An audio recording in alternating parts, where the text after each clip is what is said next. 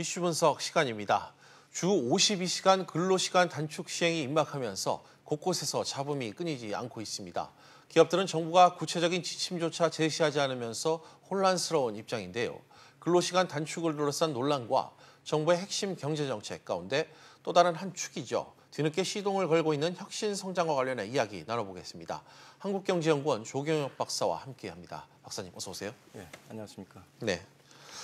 근로시간 단축 시행이 이제 얼마 남지 않았습니다. 하지만 일각에선 현장의 논란 상당히 좀 거세는 상황인데요. 주무부처인 고용부 장관은 일단 계속해서 지금 지침을 내놓지 않고 지켜보자 이런 얘기만 되풀이하고 있는데 일종의 좀 가이드라인 같은 게 있어야 될 것 같은데 어떻게 생각하십니까?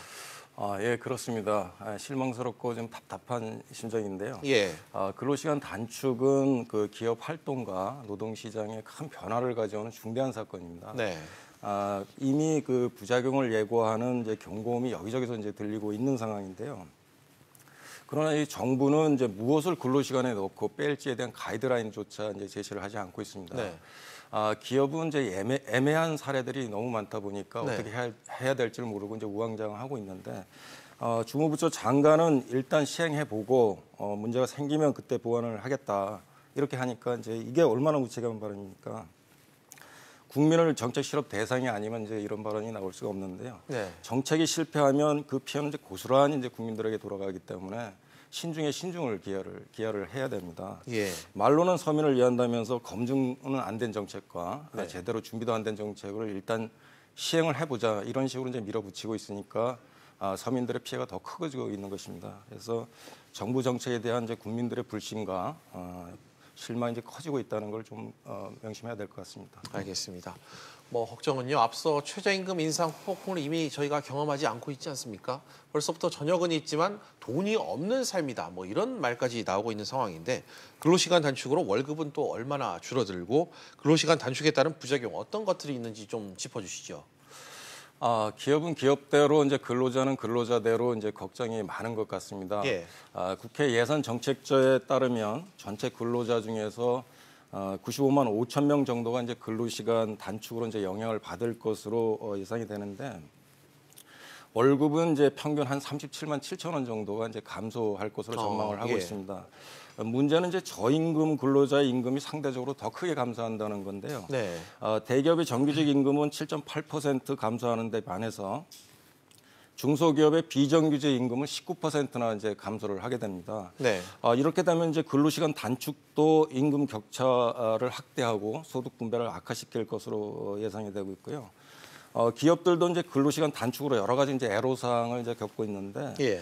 설문조사를 보면 중소기업은 생산 차질을 대기업은 임금 보전과 관련된 노조와의 이제 갈등을 가장 큰 애로사항을 꼽고 있습니다. 어쨌든 이제 최저임금 인상과 마찬가지로 근로시간 단축도 고임금보다는 저임금 근로자를 대기업보다는 중소기업에 더 큰 영향을 줄 거로 보입니다. 네. 또 최저임금 속도 조절론을 놓고 청와대와 이견을 노출했던 김동연 경제부총리.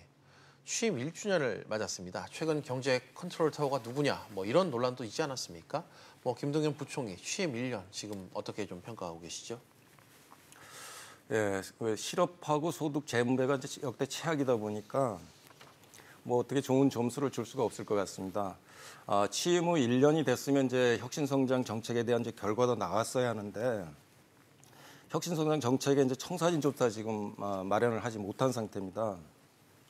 그리고 정책 조율 측면에 있어서도 이제 제대로 하지 못했다는 평가를 받고 있는데요. 네. 제이노믹스 이제 3대 축인 소득주도 성장, 공정 경쟁, 그다음에 이제 혁신 성장 이런 것들은 이제 서로 보완적이라기보다는 서로 상충되고 이제 모순되는 정책들로 이제 구성이 돼 있기 때문에 추진 과정에서 이제 정책 간의 충돌을 최소화하고 속도 조절을 하는 것을 역할을 했어야 함에도 불구하고 부총리 이제 패싱이라는 말이 이제 나오고 있으니까 컨트롤 타워로서의 이제 역할을 제대로 못했다라는 반증이라고 할 수 있습니다. 그러나 어쨌든 국가재정전략회의에서 소신 발언도 했고 앞으로 이제 3개월 내에 이제 돌파구를 이제 마련한다고 하니까 한 번 더 믿어봐야 될 것 같습니다. 알겠습니다. 지난주 또 금요일 김동연 부총리가 제이노믹스 3대 축 중 하나였죠. 혁신 성장 가속화를 위해 석 달 안에 돌파구를 찾겠다 뭐 이렇게 밝힌 바가 있습니다. 사실 지금까지 혁신성장 관련해 눈에 띄는 성과가 상당히 좀 없었는데 좀 어떻게 평가하십니까? 예, 그렇습니다. 경쟁 국가들은 뛰어가고 있는데 우리는 이제 낮잠을 자고 있는 거 아닌가 하는 이런 느낌마저 네. 들고 있습니다. 친노조 정책과 기업을 압박하는 정책은 하루가 멀다 않고 이제 나오고 있는데 제대로 된 혁신성장 정책은 아예 눈에 띄지도 않고 있습니다. 그러다 보니까 이제 4차 산업 기술에 대한 기업의 투자는 이제 위축되고 있고 네. 선진국과 이제 기술 격차는 좀 벌어지고 있는 것 같습니다. 한국경제연구원에 따르면 현재 우리나라의 그 4차 산업혁명 기술을 100으로 놓았을 때 중국이 이제 108, 일본이 117, 미국이 130으로 이제 조사가 되고 있어서 우리나라가 가장 뒤처지고 있는 것으로 나타나고 있습니다. 5년 후에는 이제 중국과 격차가 이제 더 벌어지고 모든 기술에서도 이제 중국이 앞서 나갈 것으로 보여서 이제 걱정이 되고 있는데요. 특히 이제 그 블록체인이나 인공지능, 생명공학 등의 첨단 혁신 기술 분야는 이제 창업이 아주 저조한데 후발주자들이 이제 쉽게 따라할 수 있는 내수 중심의 창업은 주종을 이루고 있어서 앞으로가 더 걱정이 된다는 점이 아주 심각하게 받아들여야 될 것 같습니다. 알겠습니다. 뭐 여러 차례 문제에 대한 해법으로 논의가 되고 있습니다만 혁신 성장을 위해서는 그 규제 완화가 필요하다. 뭐 이런 목소리가 좀 계속해서 나오고 있지 않아요? 이번과 이런 내용과 관련해 해법 마련도 역시 이 규제 완화에 초점이 좀 맞춰지겠죠. 예, 맞습니다. 그 기업은 이제 정부 지원은 필요 없으니까 마음껏 뛸 수 있게 규제만이라도 좀 완화해달라고 하고 있습니다. 네. 그러나 이제 현재 국회에 산정돼 있는 규제 샌드박스는 여야 갈등으로 이제 지지부진한 상황이고요. 야당이 요구하는 이제 규제 프리존법은 대기업 특혜라고 하면서 이제 거부를 하고 있고 서비스 발전 기본법은 의료 민영화를 추진하려는 의도로 보고 이제 거부를 하고 있습니다. 이러다 보니까 이제 현 정부가 규제 완화에 대한 정말 의지가 있느냐 하는 네. 이제 이런 의심을 받고 있습니다. 규제뿐만 아니라 이제 친노조 반기업 정책에 이제 늘어나는 것도 기업 투자를 이제 제약하는 요인으로 작용하고 있는데요. 그래서 규제를 풀고 기업이 생산 비용을 낮추는 정책을 추진하지 않는다면 4차 산업을 선도할 투자가 일어나지 않고 일자리도 늘어나지 않고 경제 활력을 꺼져갈 거로 생각이 됩니다. 그리고 이제 마지막으로 우리나라는 이제 너무 관주도형으로 추진을 한다는 게 문제로 지적이 되고 있는데요. 네.